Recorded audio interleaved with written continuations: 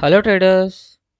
ఈ వీడియో గనుక మీరు లాస్ట్ వరకు చూస్తే నేను గ్యారంటీ ఇస్తా మీ మైండ్‌సెట్ 1% అయినా ఇంప్రూవ్ అవుతుంది.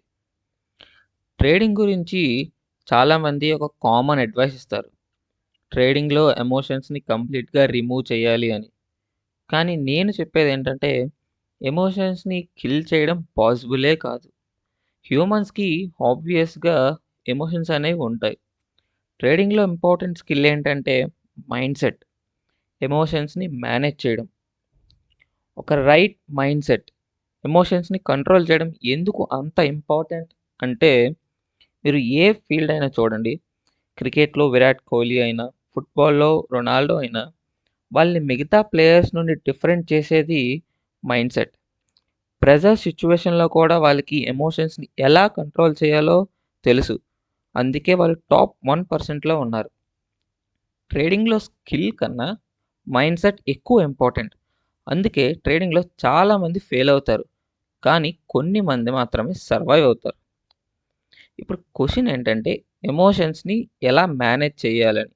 రూల్స్ పెట్టుకోండి. స్మాల్ రిస్క్ యూజ్ చేయండి. రిస్క్ తక్కువ ఉంటే ఎమోషన్స్ కూడా కంట్రోల్ ఉంటాయి. స్టాప్ లాస్ యూజ్ చేయండి. ట్రేడ్ ఎంట్రీ అయ్యే ముందే స్టాప్ లాస్ చూసుకోండి. అప్పుడు మార్కెట్ ఆపోజిట్ డైరెక్షన్‌లో వెళ్ళినా పానిక్ డెసిషన్ తీసుకోవాల్సిన అవసరమే ఉండదు. ఓవర్ ట్రేడింగ్ అవాయిడ్ చేయండి. లాస్ తర్వాత కొంచెం బ్రేక్ తీసుకోండి. ప్రొఫెషనల్ ట్రేడర్స్ ఎందుకు కామ్‌గా ఉంటారో తెలుసా? వాళ్ళకి ఎమోషన్స్ లేవని కాదు. వాళ్ళకి ఎక్స్‌పీరియన్స్ ఎక్కువ గాబట్టి. లెట్స్ సే మీరొక కొత్త కారు కొన్నారు. మీకు స్టార్టింగ్‌లో ఉన్నంత ఎక్సైట్‌మెంట్, హ్యాపీనెస్ ఒక 1 ఇయర్ డ్రైవ్ చేశాక ఆ ఎమోషన్స్ అనేవే ఉండవు. ట్రేడింగ్‌లో కూడా అంతే. మీరు టైం అనేది స్పెండ్ చేయాలి. ప్రతి ఫేజ్ ఎక్స్‌పీరియన్స్ చేయాలి. లాసెస్, ప్రాఫిట్స్ ఇంకా అకౌంట్ వైప్ ఔట్ అవ్వడం రిపీటెడ్‌గా అవ్వడం వల్ల ఫ్యూచర్‌లో ఎలాంటి సిట్యుయేషన్ వచ్చినా పాస్ట్ ఎక్స్‌పీరియన్స్ వల్ల మీరు కంట్రోల్‌గా ఉంటారు. లాస్ట్‌గా ఒక స్మాల్ సజెషన్. సేమ్ మిస్టేక్‌ని ఎప్పుడూ మళ్ళీ రిపీట్ చేయకండి.